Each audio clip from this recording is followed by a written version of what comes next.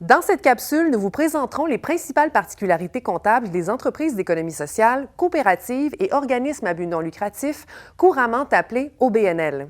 Nous débuterons toutefois en présentant certaines limites que pose la comptabilité canadienne quant à l'interprétation et l'analyse de la réalité financière des entreprises d'économie sociale.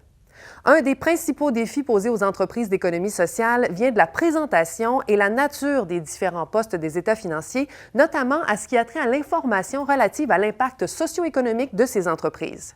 Voici quelques-uns des problèmes rencontrés dans les deux principaux états financiers.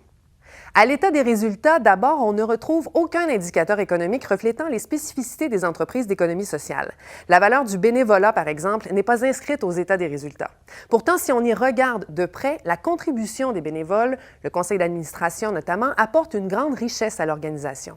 Autre exemple, les revenus provenant d'ententes de services avec l'État sont souvent confondus avec les subventions obtenues par l'entreprise. Pourtant, ce sont des revenus d'affaires autonomes.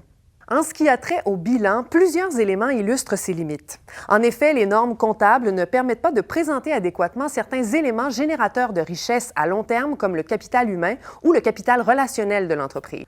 Ces éléments ne peuvent être comptabilisés qu'à travers les dépenses de formation ou de représentation d'une seule année, plutôt qu'amortis sur plusieurs années, comme c'est le cas des actifs corporels.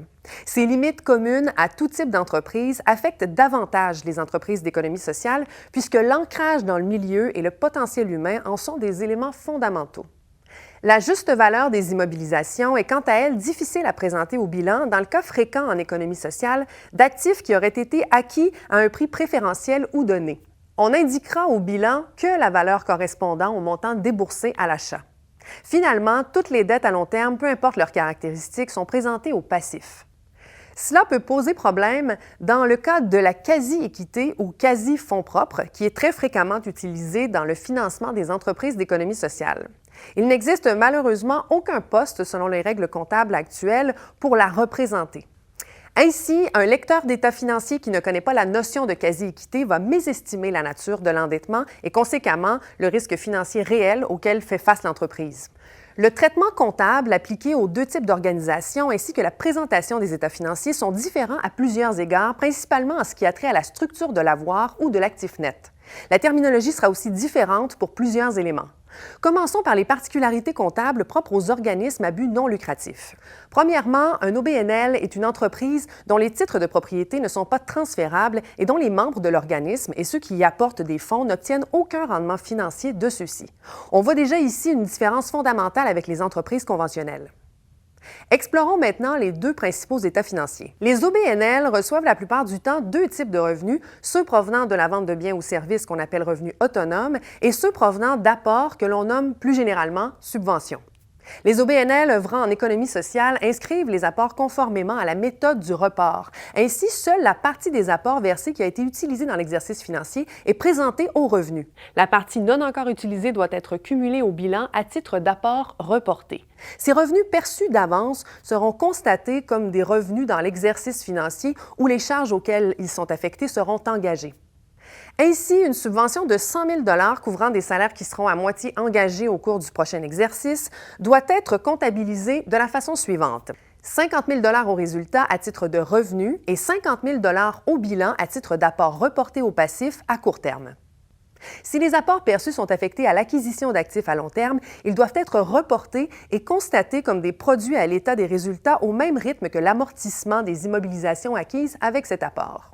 Ainsi, une subvention de 200 000 $ qui est affectée à un actif amorti sur 20 ans sera traitée de la façon suivante. Le montant total de la subvention sera inscrit à l'apport reporté dans le passif à long terme et à chaque année, un montant de 10 000 $ en sera déduit pour être inscrit dans les produits en tant qu'amortissement des apports reportés pour une période de 20 ans. Qu'en est-il du bilan des OBNL maintenant? Les spécificités du bilan de l'OBNL résident dans l'actif net. Ce dernier est divisé en 4 parties selon la provenance ou l'affectation qui y est rattachée. D'abord, on retrouve l'actif net investi en immobilisation qui représente les sommes que l'organisme investit dans ses actifs à partir de ses fonds propres. Vient ensuite l'actif net affecté qui correspond à des affectations déterminées par le conseil d'administration, telles qu'une affectation à un projet de rénovation ou à l'acquisition éventuelle d'actifs. Il ne s'agit pas de mouvements de liquidité, mais d'indicateurs stratégiques futurs. Dans certains cas, on retrouve aussi des actifs nets reçus à titre de dotation. Ils sont grevés d'affectation imposée par un donateur qui en détermine l'utilisation. Enfin, l'actif net non affecté représente la somme cumulée des surplus et insuffisances que l'entreprise peut utiliser. Les coopératives sont constituées en vertu de la loi sur les coopératives qui régit la présentation de leurs états financiers. Elles doivent donc préparer leurs états financiers conformément aux particularités propres aux coopératives, telles que prescrites dans le règlement d'application de la loi. Voici certaines de ces prescriptions. Les expressions bénéfices et pertes doivent être remplacées par trop perçu ou excédent et déficit. Toutes les parts sociales et privilégiées payées doivent être présentées dans une rubrique intitulée « Avoir des membres ».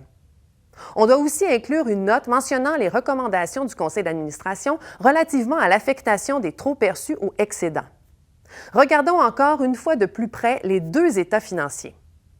Comme toute entreprise, les coopératives reçoivent des revenus provenant de la vente de biens et de services. Mais elles peuvent également recevoir des subventions, soit liées à une charge, soit liées à un contrat de service avec l'État.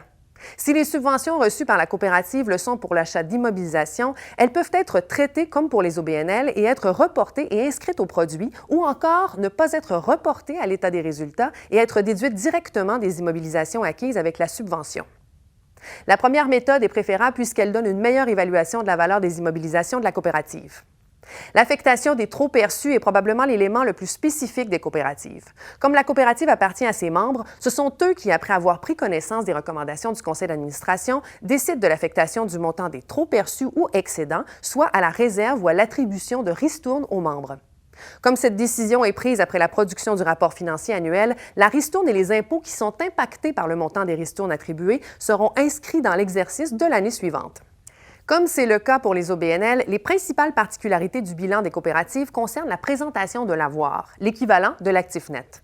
Le règlement d'application de la loi sur les coopératives précise que dans les états financiers, les passifs doivent être suivis d'une rubrique « Avoir » subdivisée en 3 sections.